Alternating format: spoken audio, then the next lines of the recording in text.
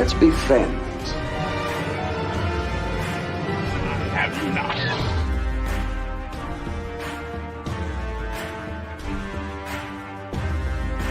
And here we go.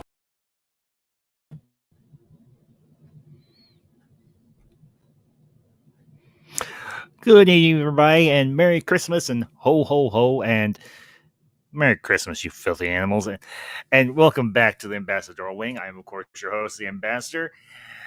Good to be back with you all this evening. It's been a few weeks. Sorry about that. Okay, not sorry about that, but it is one of my favorite times of the year. It is the Christmas season. It is one of those times of year that just makes you want to smile. And yes, got my Snoopy hat. And tonight is episode 1 of Christmas Retro Rewind. And tonight we're going to be talking about, I think, a somewhat forgotten classic from the 1980s. And it's a personal favorite of mine. Okay. We all know the story of Ebenezer Scrooge, Charles Dickens, A Christmas Carol. We all know the story. Scrooge, one of the meanest, nastiest, just grinchiest, Scroogiest, meanest, rottenest people that has ever been penned in literature. I mean, this guy was just not a nice person to be around. But you know who is a nice person to be around? Me. So, as always, if this is your first visit to the Ambassador Wing, hope you all have a good time tonight. Hope you all enjoy the stream, whether you catch this live or whether you catch it on the replay. Make sure you hit that like button, share this out with all of your friends. But all that being said, Scrooged, Bill Murray. I mean, this is the modern adaptation of Charles Dickens, as they say in the movie, immortal classic, A Christmas Carol. Ebenezer Scrooge, just not a nice guy. I mean, Scrooge makes the Grinch look like freaking Santa Claus. Even the Grinch's heart, even the Grinch would look at Scrooge and go, "Geez, dude, I hate Christmas, but you just hate people. What's your problem?" But of course, we have to remember the time period that the original novel, the original story, A Christmas Carol, was written in. This was Charles Dickens. This was the 17 or 1800s. It was England. It was smoky. It was cloudy. It was miserable. It was cold. And Ebenezer Scrooge was the embodiment of all that. He was the embodiment of greed, the embodiment of just profit, profit, profit, profit. Give me, give me, give me, give me. And materialism just compounded over decades. Scrooge was not a nice guy. We all know the story. His good friend,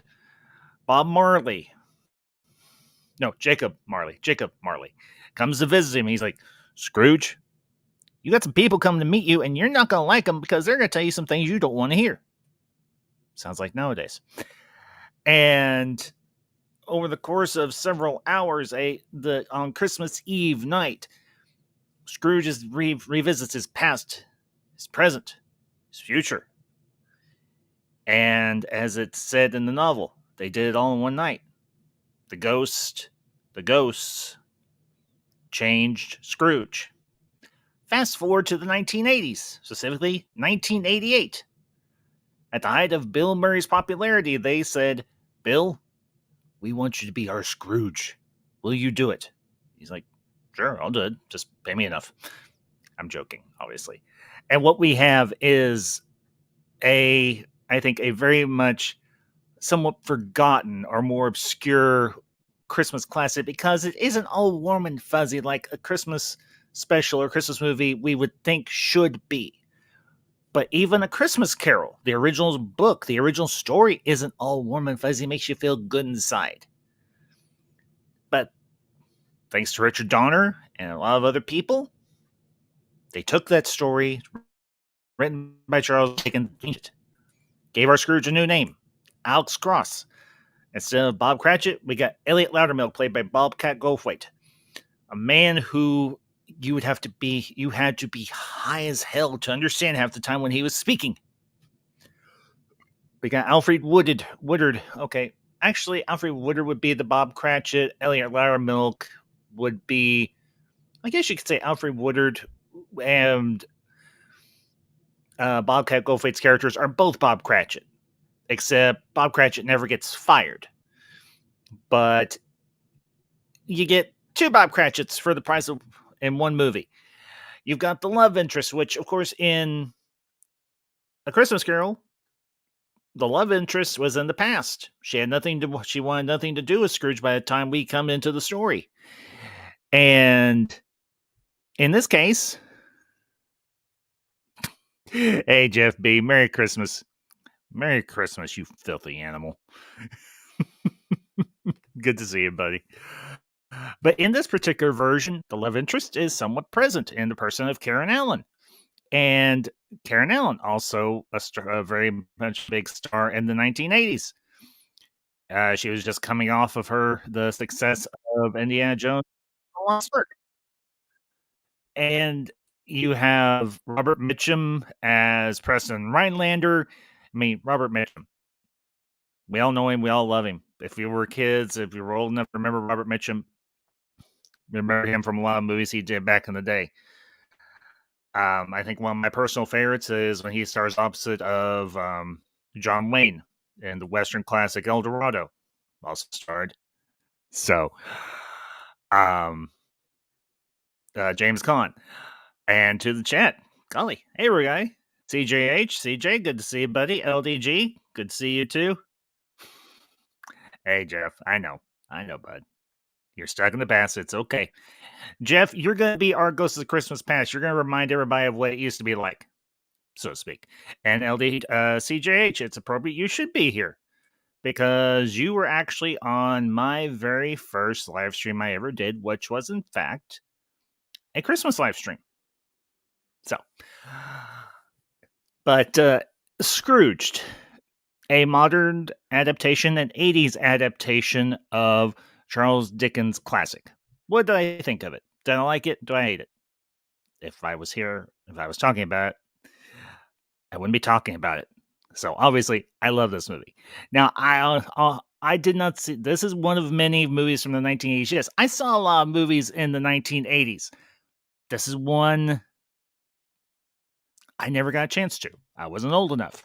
Mother Ambassador was like, I don't think he's old enough to watch this just yet, so we'll let him grow up a little bit. And we rented it at Blockbuster back in the day when Blockbuster was a thing. Also to the chat, familiar, an old face I've not seen in a while, Superior Hero Collectibles. Good to see you, buddy. See you, Cody. Always good to see you. Hope you're doing well, and Merry Christmas. And as I said before, as I said to Jeff, Merry Christmas, you filthy animals. Good to see you all. Glad you're here tonight. So, and for any of you that are here in the chat tonight, if you have seen Scrooge, you've seen it lately, links up top in the chat. You want to pop in, say hello. Even if you want to just pop in and say hello.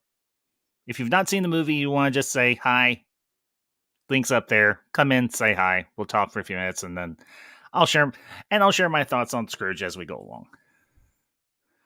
CJ, I will try not to make this a spoiler-filled review, but at the same time, this is Scrooged. It's kind of hard not to discuss this movie and not spoil it. But here's the thing. If you've watched any, or if you've read any version of A Christmas Carol, you know the basic premise behind Scrooged. They changed it some. They made it more modern. Instead of it being Ebenezer Scrooge, who owns a counting house, who is essentially a accountant, we have Alex Cross, who is a television executive. He's one of the youngest executives ever to be promoted to the position. This is Carol Jingle all the way are my traditions because of my mom. I always say Grinch, both live action, animated, original. Muppets Christmas Carol. I mean, yeah, I know what you mean. CJ. You're fine, bud. Yeah.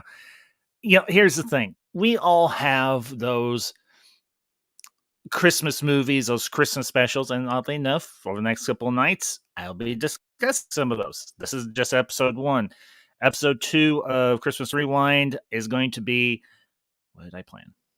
I know this. I lost it. Come on, Ghost of Christmas Past. Help me out here.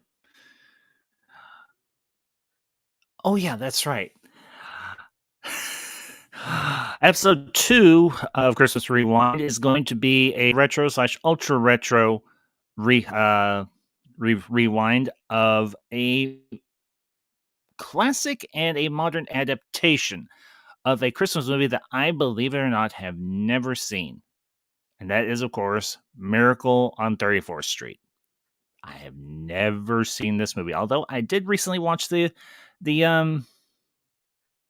remake from 1994 with Sir Richard Attenborough. There he is. Greetings. Hey, CJ. Long time no see, and hey. Merry Christmas. Yeah, Merry Christmas. And I figured I'd pop in because you mentioned that your first ever live stream was a Christmas thing, and I appeared on it.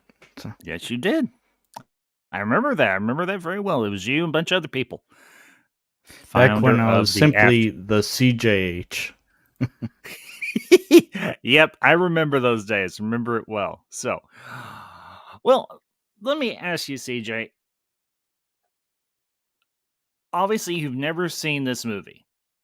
No, but I've seen other Christmas Carol movies. Yeah. Well, here's the interesting thing about Scrooged. This is placed this takes place in came out in 1988.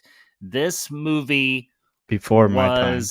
Yeah, way before your time, but that's okay. It's not your fault. You weren't born then. You weren't alive yet. I was born in 95. Yeah.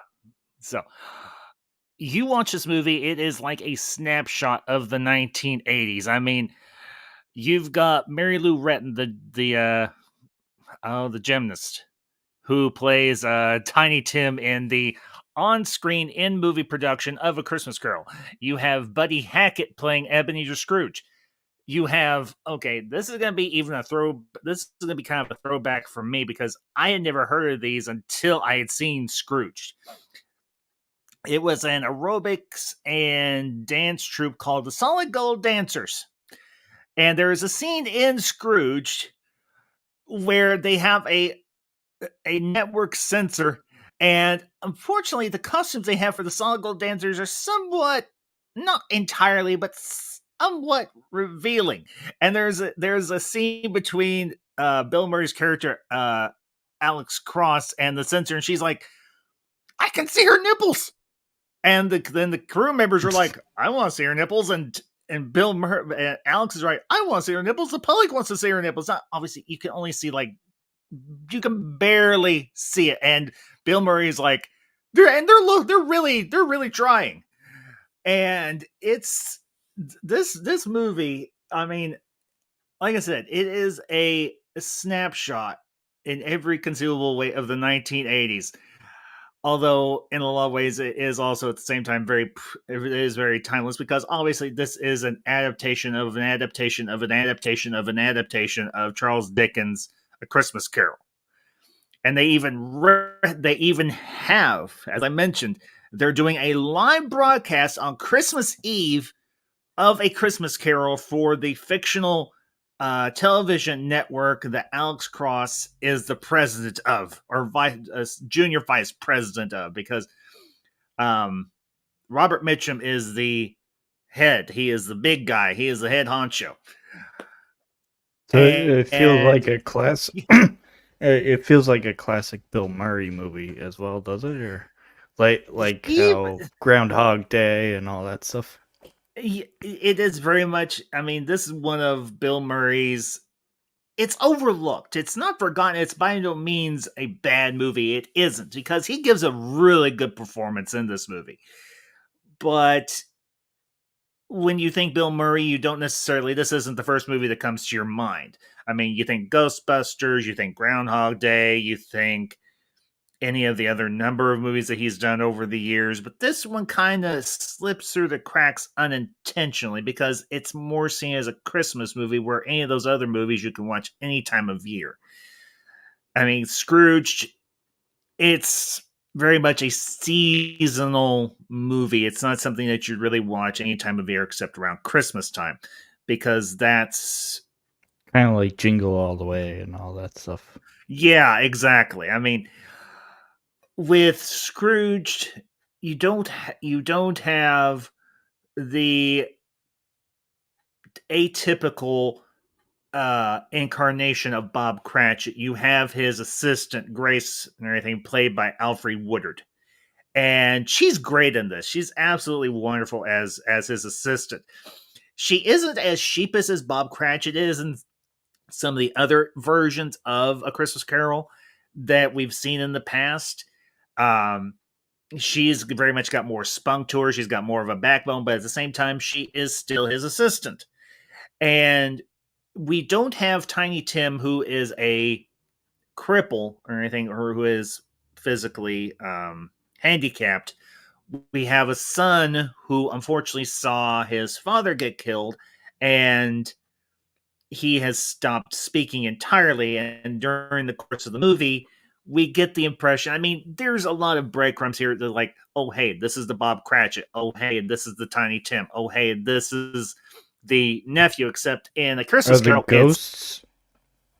Oh, the ghosts. Oh, now, the ghosts, these are not your atypical ghosts by any stretch. Now, there is a ghost of Christmas past, Christmas present, Christmas future.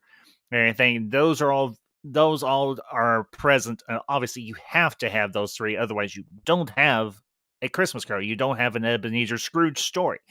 But the ghosts of Christmas past and Christmas present are a lot more energetic. The ghost of Christmas past is portrayed by a comedian and everything. Well, one I'm particularly familiar with, but by no means a bad one by any stretch. I got the IMDb up here. Give me just 1 second. But the Ghost of Christmas is played by an actress by the name of Carol Kane. Ghost of Christmas Past was played by an actor by the name of David Johansen. And is the future one still a Grim Reaper? Yes, but he never speaks. The Ghost of Christmas Future never ever speaks. But here's the interesting thing about this particular version: instead of having the classic skull, although there is everything, the appearance of the Ghost of Christmas Future shifts on screen. You do have the classic skull and the skeletal hands and everything, but at varying points during Alex Cross's time with him, there isn't a face. It's a TV screen that is all glitchy and scrambled and everything. Oh, that's interesting. Yeah, that's a different take actually on it. Yeah. Well, here's the Jeff B. Yeah, Caddyshack. Cannot forget about Caddyshack. Him as the groundskeeper. The Ghost of Christmas Past, played by David Johansen, he's this particular version of the Ghost of Christmas Past is portrayed as a taxi driver, and everything. He's like an old 1950s cabbie. He drives a retro, like a 1950s or 1940s or 1950s style taxi cab, except it's all decked out inside with Christmas decorations, Christmas lights, and everything, and it's got his ID as Ghost of Christmas Past, and it's got like a fake taxi driver union card or whatever, and he takes Alex Cross into his past, and we go to his old neighborhood and everything. We see his mother and his father, and his mother is very doting. She's a very loving mom. His father is kind of his father owns a meat shop. He's a butcher. He's a butcher. And he brings him home a package of veal. And Alex looks up at him. He's like, "But Daddy, I wanted a choo-choo train." And his father's like, "Well, I don't have a choo-choo train for you." He's like, "Won't you go out and get a job and get you a choo-choo?" And his mother's like, He's only 4 years old. I mean, now here's the funny thing. Bill Murray is Alex Cross. Alex is very jaded. He's very cynical. He's like, "What? You gonna show me my past and make me get all blubbery?" He's like, "It's not gonna happen." And the ghost of Christmas Past says, "When I took Attila Hun into his past, he's like, once he saw his mama, he's like, waterworks, Niagara Falls." I mean, the ghost of Christmas Past, he really gets in Alex's face and everything. This isn't like the like I've only seen one other. I mean, I'm familiar with the other versions of A Christmas Carol. You know, like the ones with Patrick Stewart or George C. Scott, or even the really old Michael Caine, or Michael Caine. Yeah, and everything where the ghosts are somewhat to more me passive. that's my version of the Christmas Carol that I grew up with. Yeah. So to me, that's the one I remember the most. Yeah, and that's that's the thing. There is no wrong adaptation. I mean, this is a story that's been adapted and readapted. I mean, forever. They even did one for Mickey Mouse. So yeah, I that's the one I know best, actually. I grew up with that one too. Mickey's Christmas Carol. Yeah, Mickey's Christmas Carol actually came out in the 1980s. And you actually have Scrooge McDuck as Scrooge. I mean, that was the reason Scrooge was created in the first place, was as a stand-in for Ebenezer Scrooge. You have Donald Duck as his nephew. Now, in this version, Alex doesn't have a nephew. He's got a younger brother named Fred. And actually, I think, if I remember correctly, that is the name of the nephew, is Fred or Frederick, depending on the time period. In the novel? Yeah, if I remember correctly, that's the name of the nephew. Now, I could be wrong. It's been a long time since I think I remember that because didn't they do a Jim Carrey Christmas Carol and that was the name? Yeah, and I do remember that version as well. It was all CGI, and Jim Carrey played Scrooge, and he also played all of the ghosts, or he did the voice of all of the ghosts as well. Fair, that one was most terrifying, to be honest. There is a shot in that one that is particularly terrifying. It's when Scrooge is with the ghost of Christmas Present, and the ghost is starting to get very old and decrepit in age, and he opens up his robe, or Scrooge opens up his robe, and he sees two very nasty, like almost monstrous children, and one is want and one is ignorance, and he's like, "This is what makes me age and everything, because of the want and the need in your society that you refuse to address." The other thing that's very iconic about this, like I said, this was made in the late 1980s, so a lot of the old nighttime soap opera shows were still on the air, and one of the more prominent actors from those shows was an actor by the name of John Forsythe, and he plays Lou Haywood, who was Alex's mentor. He was essentially the guy that brought him up in the company, IBC, the television network that Alex is a junior vice president of. And Lou visits him. He is the stand-in for Jacob Marley in this particular version. And there's the thing that they could do with this that they couldn't do with the old ones, because obviously the time period wouldn't have allowed it. Alex's office is up like in a high-rise skyscraper. He's like on one of the double-digit floors. He's like on the 30th floor or something. And Lou comes in and he beats down the doors, quite literally. I mean, these are strong, heavy metal doors, and Alex locks them, and you just see these punch marks, these fist marks, and it busts down the door, and his boss comes in. He's all decrepit and old because obviously he's dead. And he goes over to Alex's private bar and he makes himself a drink. He's like, "I don't care what you do to me, Alex," but he's like, "Watch the Bacardi," which is a very popular brand of alcohol back in the day and even nowadays. And he's like, "Look at me. Do not become me. You don't want to become me. This is a bad thing. This is a bad look. Look at me. I'm worm food. I've got mice living inside my head and kicking out the golf balls that are in it." Because he dies, he gets struck by a bolt of lightning or something, and he has a heart attack on a golf course, and he dies there. And he essentially gives Alex same warning that Jacob Marley gave to Scrooge in the original version. And it all sets the whole thing in motion. I mean, it doesn't take place at night all in. Okay, it does take place all in one day, but here's the quirky thing about this. It does take place on Christmas Eve, which is in keeping with the original story.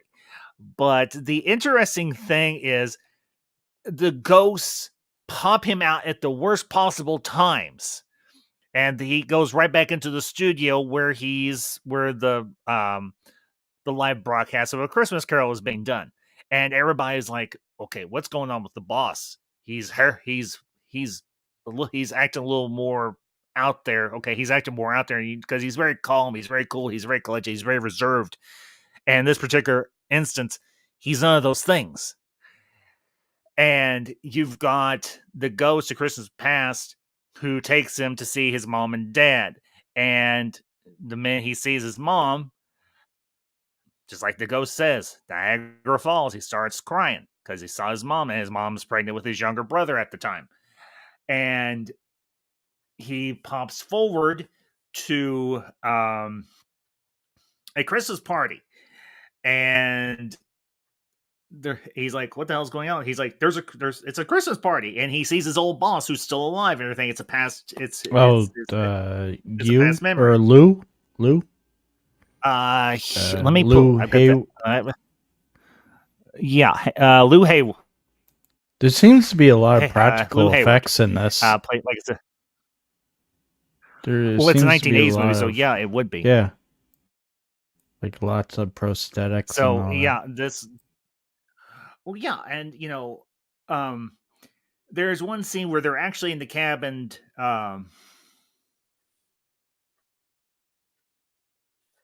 Ignore the troll. Wait, there's a troll? Oh, sorry, I had full screen. Yeah, just ignore him. I do it quite often. I just ignore him. I don't even block him. I just ignore him. Don't worry about it. So, anyway, and to the chat, Price is Right reviews. Good to see you, bud, and happy early Merry Christmas to you as well, buddy. Hope you're having a good day or good evening, rather. The as you mentioned, practical effects. Yeah, yeah. Timeless is right, Price. Timeless is.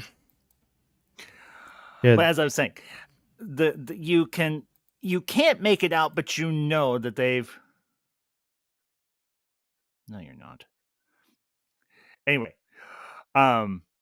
they've got like he kind of looks like a zombie. System. Well, not the ghost, but yeah, his former boss Lou Haywood does. Yes, very much so. His eyes are sunken in; they no longer exist, and everything. But with the Ghost of Christmas Past, he's like, "Do you mind if I smoke?" And he's got a cigar and he's smoking it and everything. But you see the smoke coming out of his ears, and you're like, "Okay, yeah, they've got some sort of piping or whatever that's shooting the smoke and everything, and it's coming out behind his head and everything to make it look like it's coming out of his ears." So, anyway, we get to the next ghost, and that's the Ghost of Christmas Present, and it's Carol Kane. And you may not know the actress, but she's appeared in a lot of movies that you would not realize. She was actually the replacement grandmother for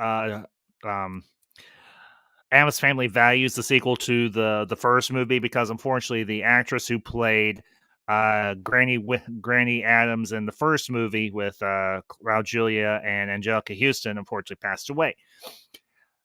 Carol Kane was brought in as the replacement for Granny Adams. She is absolutely a treasure in this because she doesn't look like the old she doesn't look like the atypical version of the Ghost of Christmas Present that we're accustomed to. She doesn't look like a huge version of Father Christmas or Saint Nicholas or whatever. She's dressed like a fairy. I mean that like the atypical version of a fairy that we be accustomed to. She's got like Tinkerbell. The pretty, and all that. Yeah, I think she's got a frilly white dress, has got all sorts of crinoline, and she's got the wand and everything. And she okay, quite literally, she busts Alex Cross's balls throughout her time with him, and she takes him back to she takes him to his present and everything. She takes him to um his assistant Grace's apartment, and she's like, "Don't you realize why she was wearing black for an entire year?" He's like, "People were wearing black a lot." She's like, "It's because her husband was killed. That's why her son doesn't talk." And we see her coming from a doctor's appointment, and they're like, I think doctor is the Latin word for the word thief. Because that I just paid $200 that I don't have to spare for a doctor to tell me that you don't talk. And Alfre Woodard as Grace as his assistant, she's absolutely she brings a lot of she brings a lot of depth, I think. There's a scene between her and Alex, and he's like, if I can't work late, you can't work late. If you can't work late, I can't work late. If you can't work late, I can't work late. And she's like, boss, I gotta take my kid to the doctor. It's more important than you working late. And there's another scene where she's like, you still need to do your Christmas list for all the important people in your life. And she's like, they get to his brother, and the two options are a bath towel or a high-end VCR, which back in the 1980s was all the thing. It isn't like Blu-ray players or 4K players nowadays. This was a VCR. This was like the height of technology for the 1980s for the American home. And he gets to the brother, and he's like, Alex is like, give him a bath towel. And she's like, your only brother? Your only brother? And you're sending him a bath towel? Geez, are you cheap? Granted, she doesn't say that, but at the same time, it's hysterical. But we go to the Christmas party at Grace's apartment. We go to the Christmas party that his brother and his wife are having for a bunch of their friends. And they go to open up some of the presents. And lo and behold, it's the VCR. It's not the bath towel. And you're thinking, dang, Grace, you got some chutzpah, kid. You went over your boss's head. Good job. And there's another part in that scene where they're talking about what they got everybody for Christmas, and the brother Fred is like, this is why I got my brother. And the ghost puts her ears in Alex's fingers in his ears so that he can't hear what his brother got for him. And she's like, I know something you don't know, and something you don't know. And he's like, shut up. And she goes, she shrinks back. But the next minute she's right back to giving him grief, which is her job.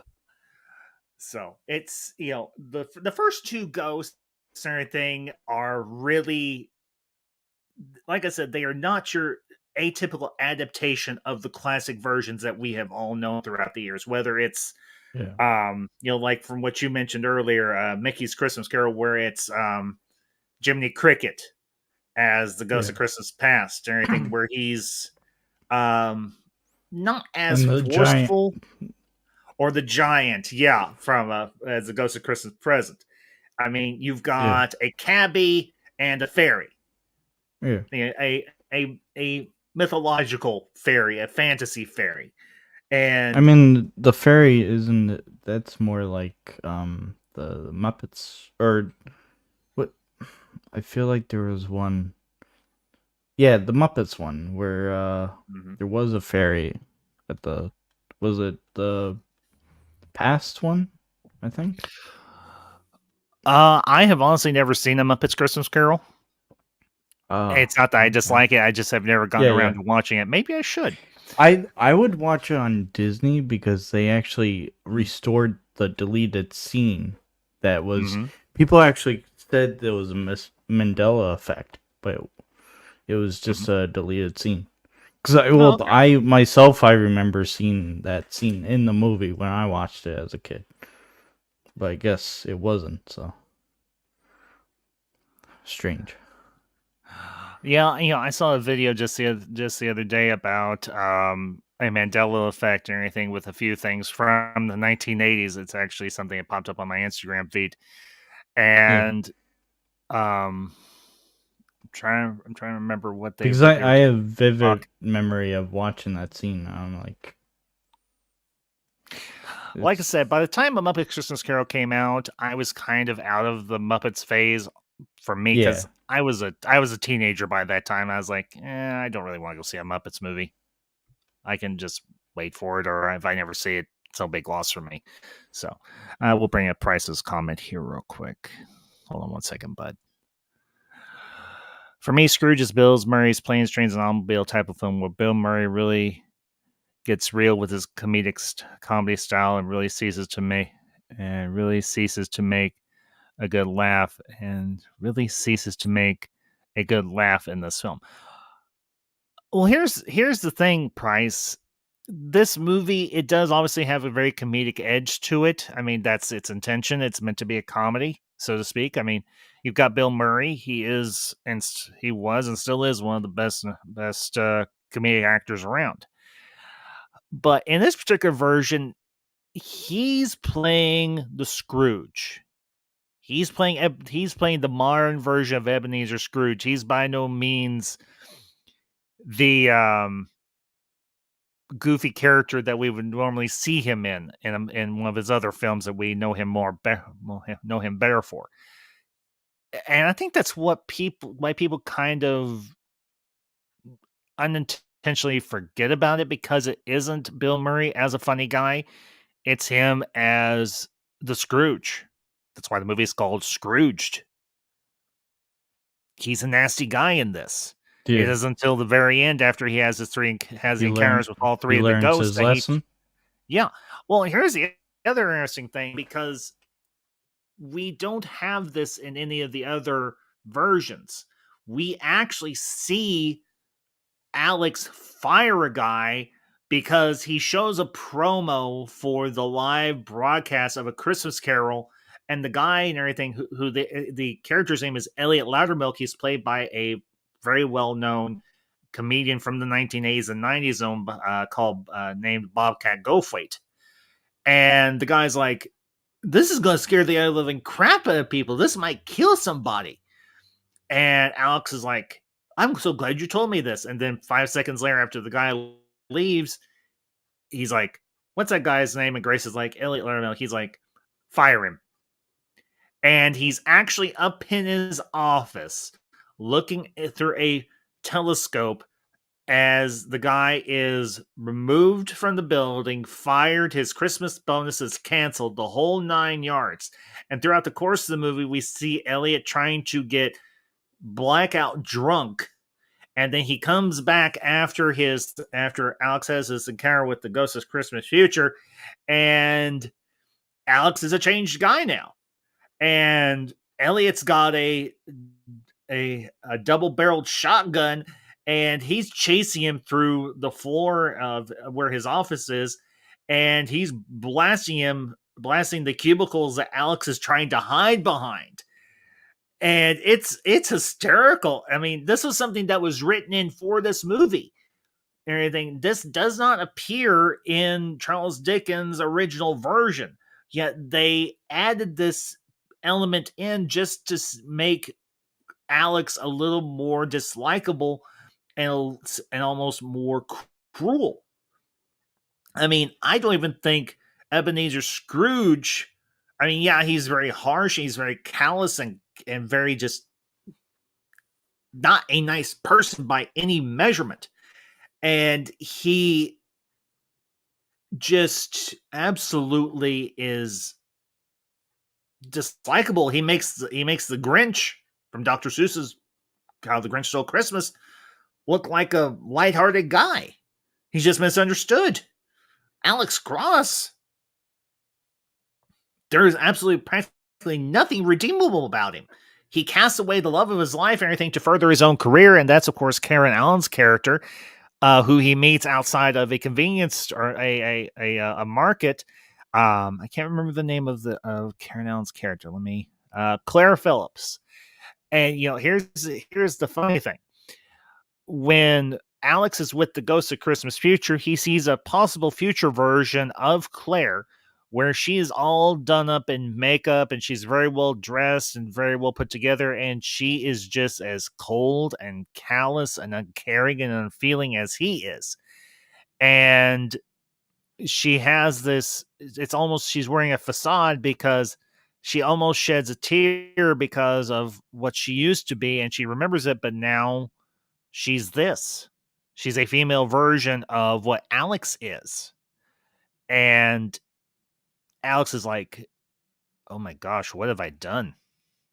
What have I done? I've taken the one woman that I love the most and I turned her into me.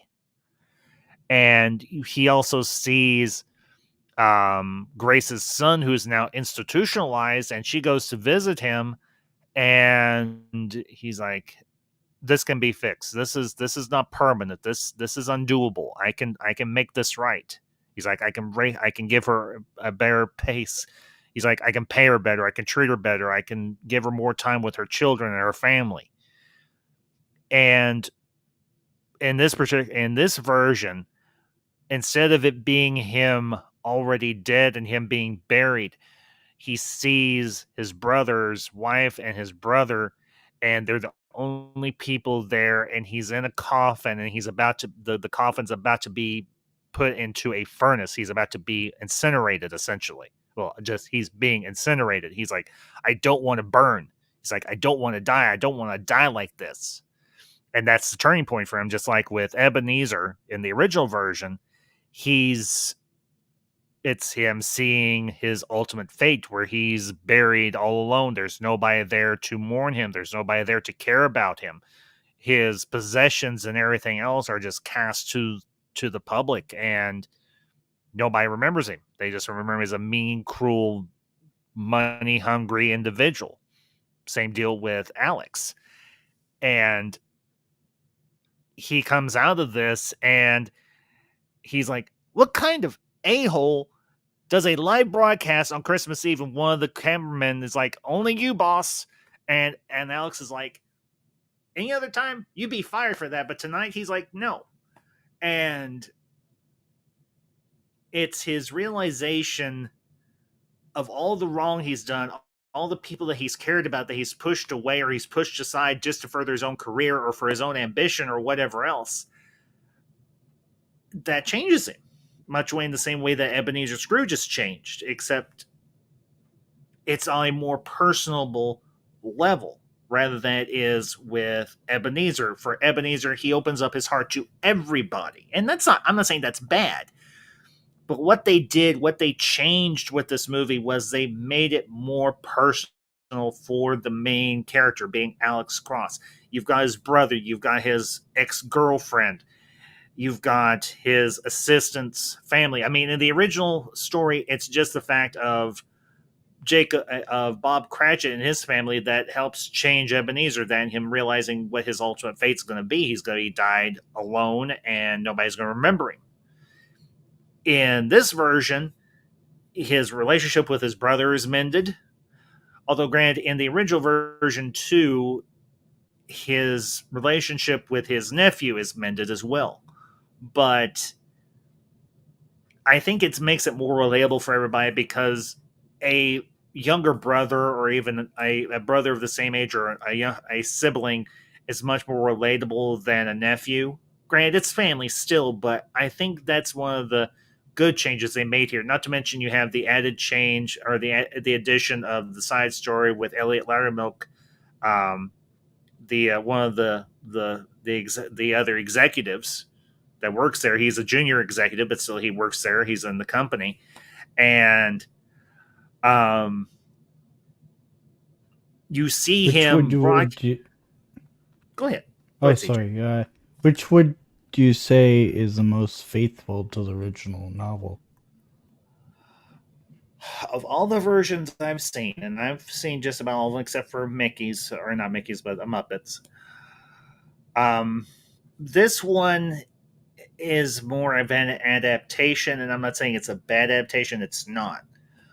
But the one that's most faithful that I've ever seen, I would have to say the Jim Carrey one, the CGI one, because that one sticks more closely to the source material. It has all the more macabre elements. You know, you have Jacob Marley, who's more menacing. You have the two children attached to the Ghost of Christmas Present. Um, you have the setting that's more appropriate to the time. Obviously, I mean it's a Victorian era story. It takes place in Victorian era London. Um, I will say it. I think it's one of Jim Carrey's better performances because not only does he play um, Scrooge, but he plays the Ghost of Christmas Past, Present, and I don't think he does the Ghost of Christmas Future. But so, and yeah, I'll bring up Jeff's comment because I did mention this one. There is a version of A Christmas Carol that does star George C. Scott. George C. Scott played a really good Scrooge in that. Now, granted, I've never seen it all the way through, but the thing you have to remember about this particular story, this is one of Charles Dickens' most adapted and most well-known pieces of literature. I mean, he did a lot of books and everything, and I've read some of them and everything throughout my education and everything when I was like in elementary school through high school. I mean, I read David Copperfield. And I read Oliver Twist and so on. Very heavy, very long books, but very good books. I have never read A Christmas Carol from start to finish. I know it and everything. I know. Obviously, everybody knows A Christmas Carol, even if they've never read it, because this is like I said, one of Charles Dickens' most adapted pieces of literature.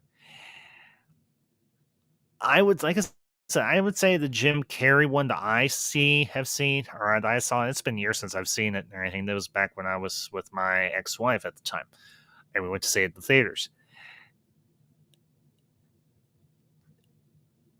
I know of this one because I had seen Scrooged when we got our first VCR, and I rented it at Blockbuster back when Blockbuster was still in business.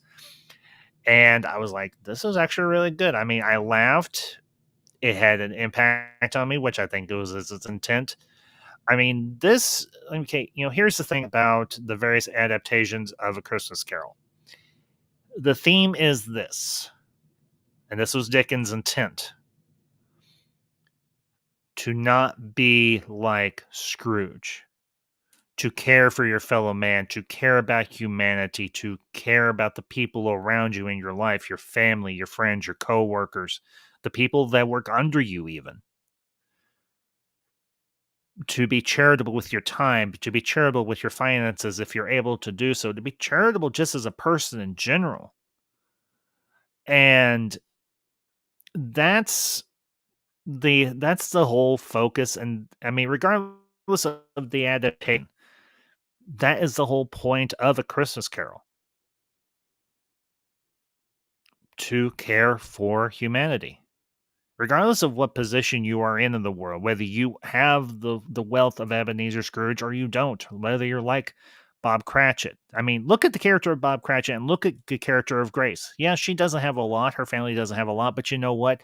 They have the joy of Christmas in their lives, in their hearts. I mean, her older children decorate their younger brother, the one who doesn't speak, up as a Christmas tree. Now, the mother is Grace. She tries not to laugh, but she does crack a little bit. But she's like, okay, that's enough. Get that off of your brother. Don't do that to him. And everything, even though, and they don't do it to be malicious or mean to their younger brother. They do it because unfortunately they can't afford a Christmas tree, which sucks because, well, Alex is a cheapskate. But you get snapshots of the people around Alex you see his brother, who has done well for himself as far as we can tell, and everything. Him and his wife, they have a nice apartment and everything. It's a fixer-upper, but it's a nice place. And they're playing Christmas games, they're watching the Christmas special and so on. And they actually tune in after Alex has had his third encounter with the ghost of Christmas Future, and Alex is holding up the picture of Alex as a young kid and his brother as a baby, and he writes on the picture, "To my brother Alex, the best brother a guy could ever have." And there's a moment and everything. They're playing like movie trivia games and everything, TV trivia games and everything. I think they're playing like Trivial Pursuit if you've ever heard the game or not. And it's like a Yeah. movie or TV version of it. Okay. And the question was, what was the name of the boat that took the castaways to the island in Gilligan's Island? And his brother gets the answer wrong, and Alex on live TV says, "Little brother, I love you, but you got this wrong. It was the SSS Minnow." And they're like, "How the hell did he know?" Because when he's with the ghosts, he's invisible. They can't see him, which is a theme throughout all the versions. Ebenezer's invisible to everyone around him, everything. And there's nice little twists in this version of in Scrooged that, there's a moment and everything, and it's for the live broadcast, and they have the ghost of Christmas Future in an elevator, and Alex thinks it's the actual ghost, and they're like, "No, Alex, boss, it's the guy playing the ghost of Christmas Future for the production." He's like, "That guy's gonna go places. He's doing a great job." And then the ghost of Christmas Future does show up, and Alex opens up the cloak, and you see all these horrific. You see these like souls that are trapped inside the ghost, and they're screaming and flashing lights and everything else, and it's just very horrific. And he's like, "Do our people do that? That's actually really good." And then Alex realizes it's the actual ghost. That's the thing that they did that changed, that made the Ghost of Christmas Future more menacing. It still kept the whole theme of it being like a Grim Reaper-esque type of apparition. I mean, Alex has got all these TV screens that makes it into one big TV screen in his office, and he's got his back to it, and you see the ghost of Christmas Future come in through the screen, and you see this giant skeletal arm reach out, trying to reach for Alex, and then it disappears when he turns around. And it's honestly, it's a good modern adaptation. And I'm glad to say that, as far as I know, it's the only modern adaptation that's ever been done for A Christmas Carol. So, Yeah. because I think if they had done too many modern adaptations, this one would have lost its specialness. I think because Yeah. you couldn't do this for the 90s or the 2000s. It wouldn't necessarily They definitely couldn't translate. do it now. People would probably be too angry. More than likely, yeah, probably. Everybody'd be like, "Well, Scrooge just worked really hard and he earned his money. He deserves to keep it." Yeah, he earned his money. He doesn't, in some ways, deserve to keep what he's made, but he should be more charitable as well with his fellow man. He shouldn't be as miserly. He shouldn't be as cold-blooded and ruthless as he is. I mean, there's having a sharp business acumen to yourself, and then there's being Ebenezer Scrooge. I mean, there is a line there. Yes, you worked hard. Yes, you should keep what you have earned, but you also should use what you have earned to make the lives of other people around you better, whether you know them or not. Now, I'm not espousing some sort of socialist or communist ideal. I'm just saying,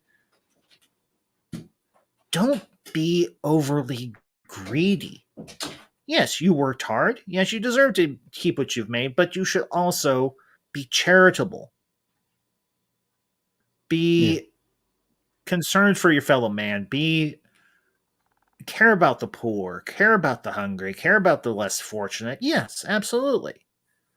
But don't be so tight-hearted and cold-blooded that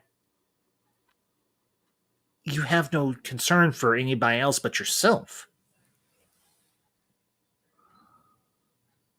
Jeff, and I hope you do, and I hope you enjoy it. I hope this is kind of reinvigorated or remind you of that movie. That's why I do these, folks. For all you that have been here from the start, including you, CJ, this is why I do these reviews. To remind you of these movies, to talk about these movies, because they're worth talking about, because they're good movies. I mean, like tomorrow night, or not tomorrow night. I haven't decided when I'm going to do my next stream. I may do it Tuesday night. But next stream is going to be about Miracle on 34th Street. And That's another one the original seen. 19... I feel like I've seen it on TV, but it didn't interest me. Well, here's the thing. Here's the thing, CJ. You've seen Home Alone, I'm assuming? Yeah. The original Home Alone. I've seen all of them, yeah. Okay. Well, I'm just you may not specifically remember this, but there is actually one or two clips from the original 1947 version of Miracle on 34th Street that are playing on the TV in the house, particularly the morning after the family leaves and Kevin gets left behind. If I remember correctly, it's actually the scene where Kris Kringle catches the other Santa Claus drunk, and he's calling him out for it. That was actually a scene from A Miracle on 34th Street. I recently picked up a copy of the 1990s remake with Richard Attenborough as Kris Kringle, or Santa Claus. And I'm going to be doing a review on this because it's one of the few Christmas movies I have never watched. There's probably a lot of Christmas movies that have been on cable TV that I watched as a kid, but don't have any memory or recollection. Well, here's the thing. I have a very good memory, a memory that goes back a long ways, but Miracle on 34th Street was one that just never really interested me.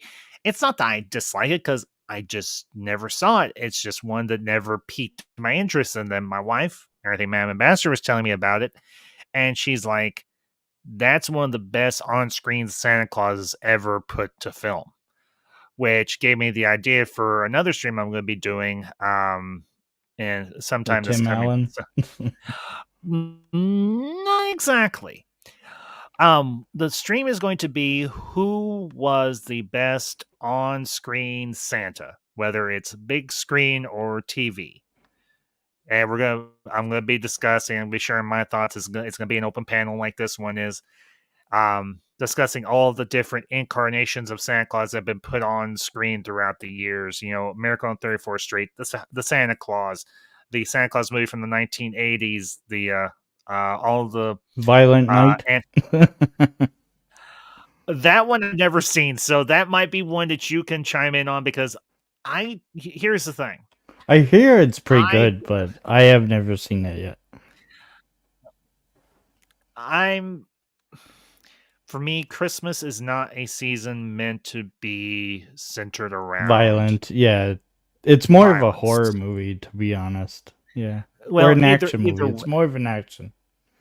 Either way, I'm just not.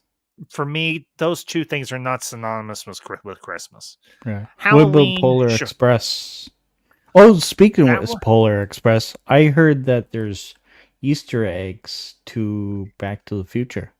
Yeah, I actually just saw that short on Instagram, or that reel on Instagram just today, where they showed they stopped the image and it was blurry, but you can make out the flux capacitor. And I'm like, Wow. And there's Wow. other references to the movie as well, apparently. Like Well, but here's the thing you have to or remember too. Well, just real quick. Here's the interesting thing you yeah, got to remember. Robert it's by the Zemeckis. same director. Yeah. Yes, exactly. So he would put Easter eggs in there from his other movies. So I get where people are trying to go, and I appreciate it. But the thing you have to remember, Robert Zemeckis So maybe was the it's director. maybe it's like an Easter egg, like An Kevin Easter Smith egg for a does. Back to the Future fan, more so than it is like these two things are connected in some creepy fourth or fifth wall breaking way. No, it's just Robert Zemeckis Yeah. adding in a few little Easter eggs for his fans. Kind of like the E.T. in Star Wars or Yoda in Yeah, E.T. Well, yeah, because George Lucas and Steven Spielberg have been lifelong friends. Yeah. So George, Spielberg did it first because he had a kid dressed up as Yoda, and Yeah. Yoda almost. Although recognized... I think George probably took it a little bit step too far and made it an actual alien, but well, here's the thing. They're friends. They've been friends forever. Yeah, They came up together as directors, so I don't think it was done necessarily in a by any means. But it was poking a little fun at a good friend. But not to mention it was an Easter egg for people and everything who are fans of all sorts of different science fiction. They're like, E.T.'s in Star Wars. E.T.'s in Star Wars. Yeah. And that's another thing. I might do this next Christmas, but there is one Christmas special that I have watched like once, and I don't think it's been like 2 or 3 years since I've watched it. And I think next year for Christmas I might do it on here, and I might do it as a watch along. And that's the Star Wars holiday special. Holiday special. I think they don't even want to put it on the Disney Plus because it's like. Although I feel like that's more of a George Lucas thing. It is because it's George Lucas Star Wars, but you can find it on YouTube. Yeah, you can find copy. Well, you can find it on YouTube, but you can also find copies of it. People have made copies of it. They've they've recorded it and then transferred it from VHS to DVD or whatever. I'm waiting for the day when they do a Blu-ray or a 4K version of it, if that ever happens. I don't know if it ever will. Or I would love to see the Fantastic Four one. I don't know if the Fantastic Four how that movie, works though, because they would they have to pay the actors finally? You're talking about the one that Roger Corman did, right? Yeah. I've actually watched that one too. It was on a watch along on another channel. I can't remember who now. It's been a while, but it was absolutely. It's bad, but in terms of Fantastic Four, I think it's pretty faithful. Yeah. Yeah, exactly. It's the most faithful. It's a really bad movie, but it's most faithful. Yeah. Yeah. It's the most faithful adaptation of Doctor Doom that we've gotten ever. But, kind of circling back to, here's the thing about Scrooged. You may have watched... Oh yeah, we got off topic. No, CJ, it's fine, really. It's okay. No. Here's the thing about Scrooged. You may think you know the story about Ebenezer Scrooge and A Christmas Carol and Charles Dickens and all of that. But this version adds in enough that's different, but still keeps enough that's familiar that still makes it entertaining.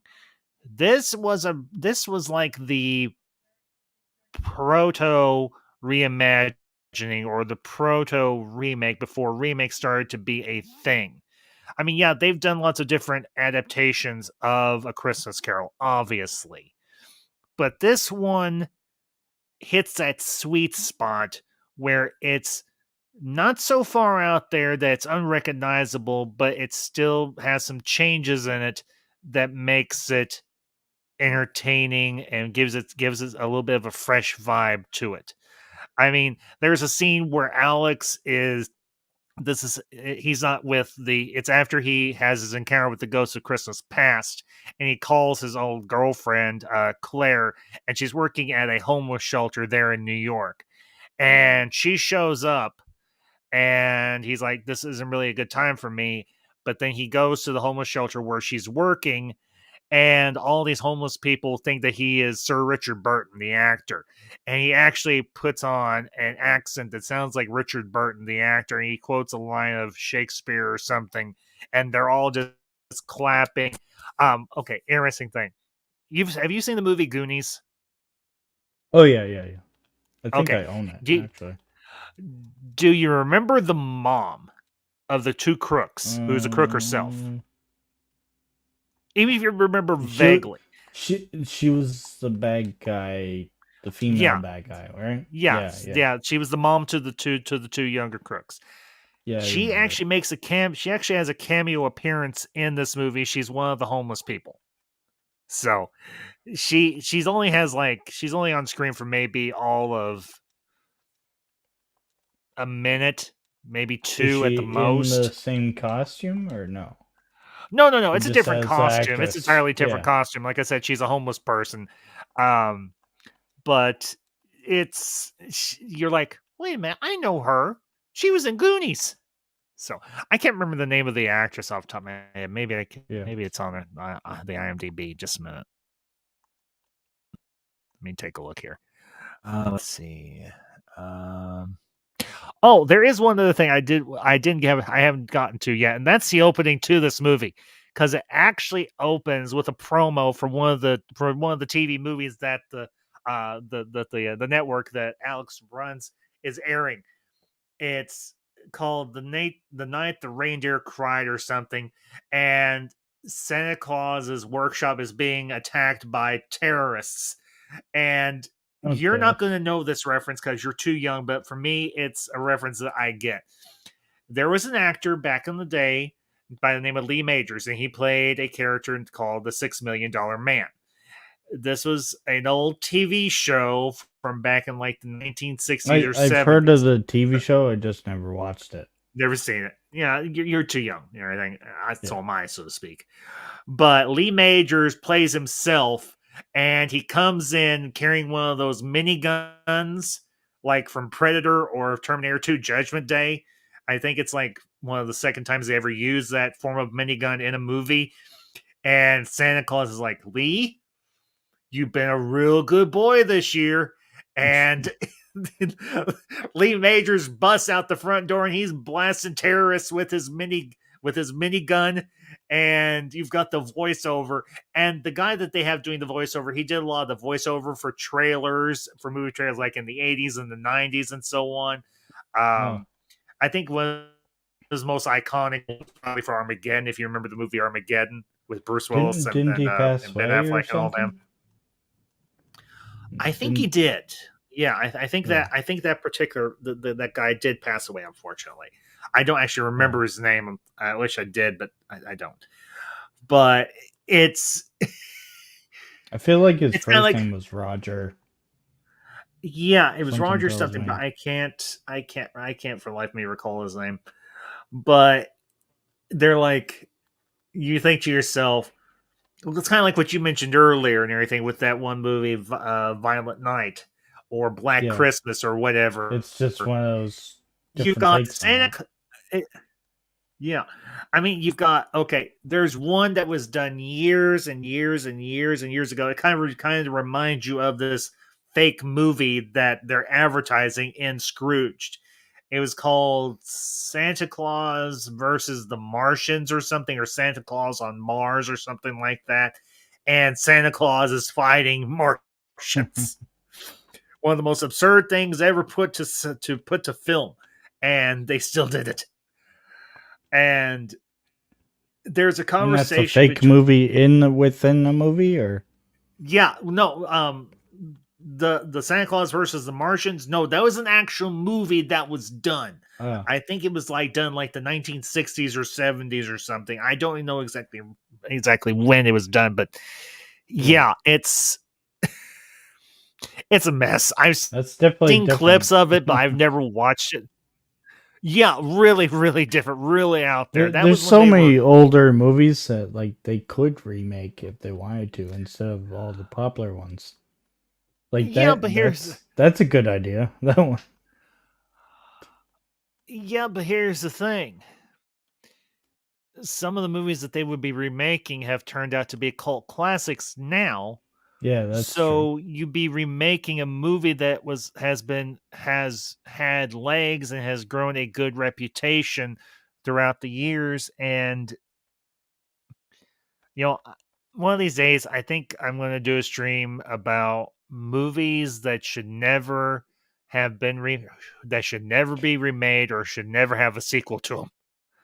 There are movies though, and it's rare when like The Departed or Planet of the Apes, the remake, where the It remake's does, actually better, or if and not on par with. yeah, and here's the thing. I will agree. I mean, there is the exception to the rule. I mean, Yeah, if you're talking like the early 2000s, not the Tim Burton one, but the one with James Franco, and yeah, then going from there with Andy Serkis as Caesar and yeah, so on. Those remakes of Planet of the Apes, yes, those were yeah. and have been very well done and have been very profitable and very well received by the public. The sad thing is with the original Planet of the Apes, the ones with Ryan McDowell in them, the Yeah. budgets got cut and cut and cut and cut as the years went on and everything by the studio, and they couldn't do the versions or have as good a budget as they wanted to for those movies. So, There's so which was many of the important. canceled ones that like I would love to see, like the Christopher Columbus one that they're working on, the Arnold one. Arnold Schwarzenegger was going to be in it. Like I there's don't know so about. many. I don't know how I would feel about that. Honestly, I don't know if I want a version of Planet of the Apes with Arnold Schwarzenegger in it. Yeah, I just but the one that they came closest was Oliver Stone, I think, was the director's name. They Yeah, I had know like Oliver Stone. costumes I and know Oliver Stone. everything. Yeah, I know Oliver Stone. I know his work very well. I mean, Oliver Stone is one of the best directors out there. So, yeah, and Jeff, I'll agree with you. Charlton Heston was epic in Planet of the Apes. Yeah, he was. I mean, it has two of the greatest quotable movie quotes of all time. Take your stinking paws off me, you damn dirty ape, and you maniacs. Which they kind of hinted. They made an alternative in the remake. Yeah, the one with Tim Burton. Yeah, Yeah. where it's Michael Well, Clark though Duncan playing the. both. Yeah, both. Yeah, Because with I remember the guy from that played Malfoy from Harry Potter. oh Said it. yeah, the one with James Franco. Yeah, I know which one you're talking Yeah.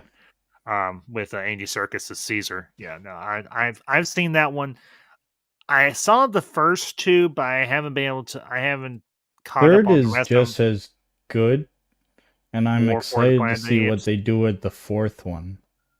Yeah, I saw the trailer for the fourth one not too long ago, and Apparently, it's honestly, I am 300 impressed. years. It's 300 In the years future, after Caesar. Yeah. and I'm interested in that. I mean, Which means I hope that the astronauts come back. Because they hinted that the astronauts in the James Franco one. and they might. We'll just have to wait and see. So, Yeah. but Back to Scrooge. it's all right, CJ. You're fine, buddy. Yeah. You're fine. I will encourage you, all of you, if you haven't seen Scrooge in a while, or if you've never seen it, go check it out. Especially this time of year. It definitely has me intrigued to probably try to find it at least on one of the streaming services. See, Canada has different ones because we don't have Max. Do you have Amazon? Yes. Is it on Amazon? Do you have Amazon Prime? Yes. If I remember correctly, you can watch it for free if you have Amazon Prime. because that's how I watched it. Because amazingly enough, I don't own this movie. I need to get a copy. Put that on the list. So, if you have a streaming service or you have Amazon Prime, anything, Oh, it says you it's a want to watch rent Scrooge movie. and you never have. It says it's a rent movie up here. But I think it's like $3.99 or something. I don't know how much it would be in your currency because I know you're up in Canada. It's like $4.99. Yeah, so that's not bad. It's not too bad. Yeah. No, I think it won't break the bank by any stretch. So, off the rails we went is what we do here. Try not to, Jeff, but yes, that is true. But it might be on Roku. I might check that out. It might be, or even Tubi. Again, it might be. Don't hold me to it because I hadn't had a chance to really check out that part. I know I don't necessarily owe you all an apology, but I do feel like I do want to say I am sorry I didn't stream last night. But this past week at work was insanely hectic and really taxing on me physically. I think you all know about my neurological issue and everything, and I am getting it under control. It is getting better, but I still do have my days. So I didn't want to do a stream where I was half exhausted. I hadn't had time to do research. I hadn't had time to really have my A game and everything. So that's why I rescheduled for tonight. So I do appreciate y'all's patience. I do appreciate y'all tuning in tonight. Like I said, it'll probably be Tuesday night, but I'll be back then with the ultra retro double feature of Miracle on 34th Street. So I'll be saying that stream here in a little bit, so make sure you hit the notification when that goes up. Also, I'll be doing the stream, which was who is your favorite or the best on-screen, big or small screen Santa Claus. So make sure and keep an eye out on my socials and on the channel here. Do want to give y'all a little bit of a preview into the future. The future being next year, of course. In terms of what's going to be coming up for the channel. As I've been doing a lot more movie series reviews. I'm going to be doing one on John Wick and everything. I finally have all 4 films. I'm going to sit down and binge all of those. I finally watched the first one.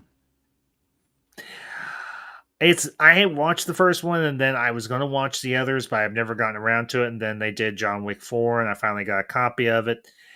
I avoided that movie like a plague because everybody local would talk about that movie constantly. I was like, there's always those movies where like people talk about it constantly and you don't want to watch it. Right. Do you ever have those type of movies or? There was one, and that was during the summer, and that was Guardians of the Galaxy Volume 3. I tried to avoid any and all spoilers for Guardians Volume 3 because unfortunately we never got a chance to see it in theaters. We finally got it on 4K, and me and Mam and Bastard finally sat down and watched it. I was originally going to do a review of it. I might, before the year is out, maybe. We'll just have to wait and see what my schedule for work is like. If I can schedule it in, then I'll do it. If I can't, movie. It is, but at the same time, it was I will say this: it was a really good movie. I mean, I wish I gotten a chance to see it in theaters. Go ahead. It's definitely the type of movie that makes you feel emotions. Yes, I will agree with that. I mean, I know we waited almost 2 years for that movie, and I will say it was worth the wait. There is a few things I would have liked it to have been done better, but overall, the movie... There's a couple of times where I thought maybe a certain character would pass, end up dying or wherever, but it never happened. Which was a good thing, I mean, I will say this. I enjoyed Guardians by all standard. I did. Is there a few things I would critique and wish they had done better? Sure. But I don't lament by any means watching it. I did enjoy it very much so. I unfortunately didn't get to the theaters as much as I wanted to this year. I wish I could have, but unfortunately, Yeah. with my health and with finances tied into my health, just it wasn't in the budget. Um, I'm hoping I'm probably not going to get a chance to do a review of it, but I am definitely going to try and get out to the theaters before it ends its run. I'm going to go see Napoleon because I really wanted to I see that saw this year. I I mean, saw Indiana Jones with my father, and I actually really Mhm. enjoyed it. Did you? Good. Yeah, I know a lot of people didn't like it, but like I enjoyed it. It might have had to do You with know, the fact that I saw it with my dad, but and that might play a factor. I didn't get a chance. Me and Bam and Bastard, we were going to go see it, but like I said, everything with my health went sideways back during the yeah, summer, and it it kind of fell by the wayside. Didn't get a chance to. We might still pick it up on Blu-ray or 4K or whatever at some point. Um, but I'm hoping now that there was one movie that absolutely killed me inside that they pushed back to March of next year, and that was Dune Part Two, because that was the one movie I was gonna get to the theaters come hell or high water last month, and then when they announced back in August that they were moving it to March, I was like, yeah. "You Or asses!" same with Deadpool 3. Well, Deadpool 3, that was a different situation altogether. I mean, that was during all the strikes and everything. That I was upset by, but at the same time, I wanted to. I was more so on the side of the writers and the actors. I want to make sure that they Yeah. get their own fair shake and everything, so that I can. But here's the thing: Dune Part Two was done. It was finished. It was edited. It was complete. Now, granted, they've used that time to go back and really fine tune the special effects, the visual effects, and I'm happy for that because I want the best possible image that I can see. But next March or this coming March, my ass will be in a theater watching Dune Part 2 because Dune Part 1 was one of my top movies for 2021. I mean, I went to see that in IMAX and I was like, "Holy crap, this is so damn good." This was I remember the 80s version, but I was like, this blows that out of the water. It was that good. But in terms of what I've got planned for the channel, like I said, more movie series reviews, more reviews from the 80s, from the 90s, from current, ultra retro. I'm already planning out my content and everything for next year. I've got part of it already done. I've got more to do still. Um,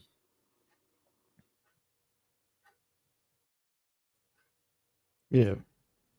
I can't believe I've been doing this for, let's see, 19 to 23, almost 4 years. 4 years I've been doing this. And it still hasn't gotten boring. So, Yeah. but before we wrap up tonight, I do want to thank you all for being here. Obviously, I do want to thank you, CJ. It's good to talk to you. It's been a long time, and I hope Yes. to see you around. Hope to see you around more. Everything, obviously. Yeah. Know that you're always welcome here, bud. And to everybody that was in the chat, whether you were active or you were just lurking, Jeff B, Price is Right, LDG, Superior Hero Collectibles, Cody, all you guys, good to see you all. As always, leave your comments down below with anything me or TJ brought up during the review. What did you think about Scrooge? Had you ever seen it? What's your favorite version of A Christmas Carol? Is it this? Is it one of the other versions? Let me know. So, as always, if you did enjoy this and you're not subscribed already and you like a channel where we talk about the movies that we love, the movies that inspired us, that entertain us, that influenced us when we were kids and even now as an adult, this is the channel. This is the place. We don't talk nonsense. We don't talk BS. We don't go mad. We just talk movies. So, I with all know that being, exactly what that. I know you do, but as I like to say, stay ambassadorial. And that means be honest, be yourself, Never take yourself too seriously. And if you do all those things, you'll always have a place in the ambassadorial wing. And until next time, these are the ambassadors saying Merry Christmas. See you next time.